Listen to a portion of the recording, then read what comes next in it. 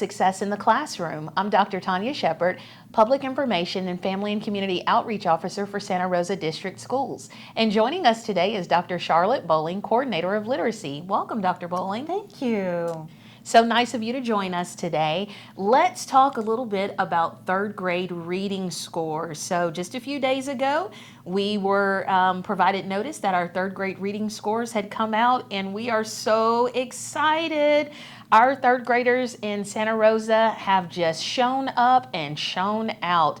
I believe the state average for proficiency was around 53%.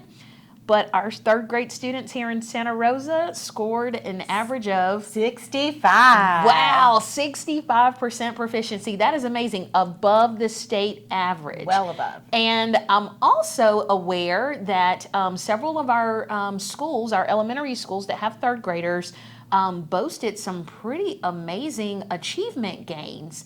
And I believe one of those schools was Berry Hill Elementary with a 16% percentage point jump. I mean, y'all, that is amazing. Amazing. So, hard work. What can you tell us about this success? What does it look like in a typical third grade reading class? So a lot of things happen. A lot of things happen behind the scenes too. So the first thing that we have to have is a well-equipped teacher, a teacher who understands the curriculum, a teacher who understands the pedagogy and the instruction and puts all of that together in a well-crafted approach to make sure that the students can learn. This past year, we've had several challenges. We had new standards, new best standards that came out for ELA, and we also had a new curriculum. Our new textbooks began this year. So we began early from the literacy department providing professional development first on standards. What are we supposed to teach and how do we do that? What is needed in the curriculum to make sure that the students are successful? And then we trained the teachers on those standards and then the textbooks. Our textbooks are pretty amazing. Built on the science of reading, built with all of the components that we know good readers need in order to be successful. And so we took that curriculum and began exploring and training and helping our teachers know what to do and how to do in the classroom. So our teachers began their instruction, and a typical third grade classroom has a whole group instruction. So we begin by sharing a story or sharing an anchor text for the week, and the teacher teaches specific skills, targeted skills, through that whole group approach. Okay. The whole class is sitting there, so the whole class gets this targeted instruction. The teacher then provides activities to see how well the students are learning the material.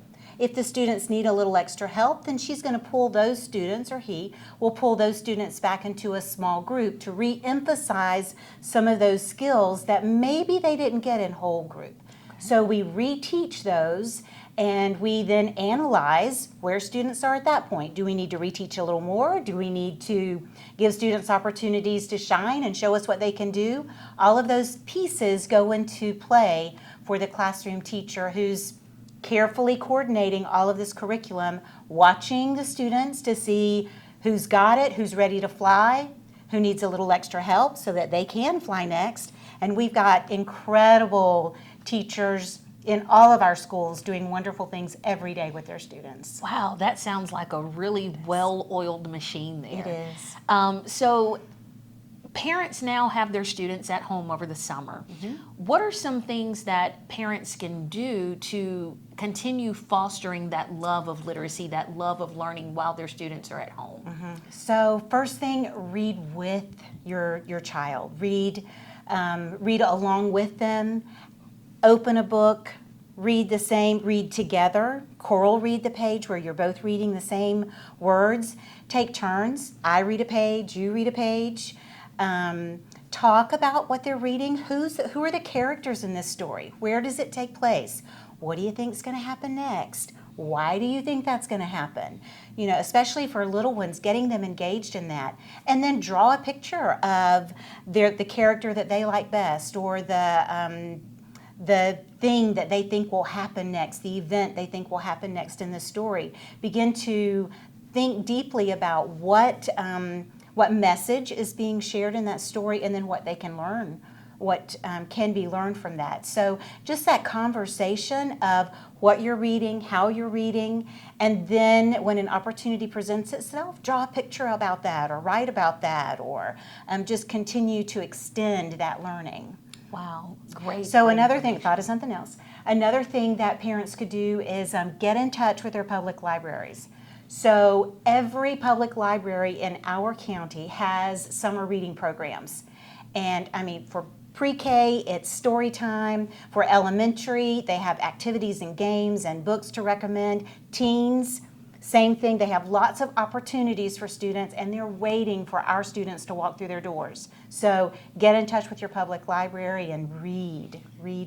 Great partnership with our public library. And about 2 weeks ago, Dr. Boling, I had the wonderful pleasure of coming to an event hosted by the literacy department, and it was a battle of the books. Oh, yeah. Oh, it was intense. We had teams from elementary schools across our district, and the students, they were so excited. They read several different books, 15 different books, and these books were on a specific list. Talk to us a little bit about what that list was. So that list is organized by the media specialist for the state, Florida Association of Media Educators. It's called FAME. So every year, this organization develops a list of 15 books. And the books are organized into groups. So there's a K2 list, there's a 3-5 list, a 6-8, and a 9-12. So depending on the age level of the student, there's a list of books that our media specialist in Florida have said these are good books. They're wide range, lots of topics, lots of opportunities. Then during the school year, our schools and our media specialist at our schools will help students find those books, use those books, and then we'll have different contests within the school year about those books. So students typically, so that while there's a list of 15, we like for students to read about 3 to 5 of those. They're not required to read all of them, but of course, they're highly encouraged to read as many books as they could. So yeah, Battle of the Books is always fun. It was lots great. of energy. It was great. Very pleased to see the number of parents that also came out to support and celebrate with their students. And congratulations to the winners of Battle of the Books that day. I Absolutely. believe we had Gulf Breeze Elementary that took home the first place trophy, Oriole Beach Elementary second place, and West Navarre Intermediate third place. Yeah. So we're super proud of those students, and definitely the epitome of fostering that love for reading. Absolutely. And being able to celebrate one another in such a huge success. So thank you so much for being with us today. And parents and families, if you have a school highlight or just have a question, you may email pio@santarosa.k12.fl.us, and we'll be sure to air that school highlight or answer that question on air as soon as we can get to it. Thank you so much for joining us. We love to read.